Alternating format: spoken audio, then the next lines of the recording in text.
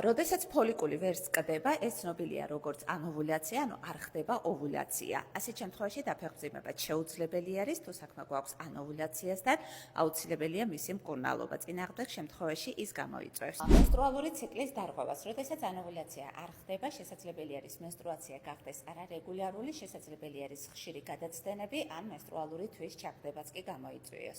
ჰორმონალურ დისბალანსს. ანოვულაცია ძალიან ხშირად იწვევს ქალის სასქესო ჰორმონების ესტროგენების და პროგესტერონის ცვლილებას. მაღალი ესტროგენის ფონზე დაბალი პროგესტერონის შემთხვევაში ხშირი არის მენსტრუალური ციკლის გადაცდენები.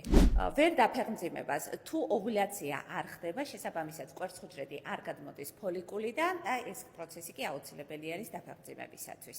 პოლიცისტური საკვერცხეების სინდრომს. ფოლიკულის არასწორი ზრდა და მისი გასხდომის პრობლემები ძალიან ხშირად პოლიცისტურ საკვერცხეებთან არის დაკავშირებული.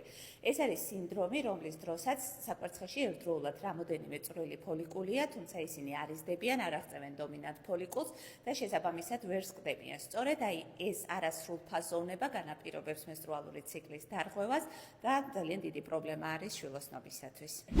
ანოვულაციის მიზეზები შეიძლება იყოს სტრესი, გადაჭარბებული ფიზიკური აქტივობა, კვების რეჟიმის დარღვევა, აკლიმატიზაცია, ასევე სხვადასხვა სახის ქრონიკული დაავადებები, მათ შორის პოლიცისტური საკვერცხეების სინდრომი.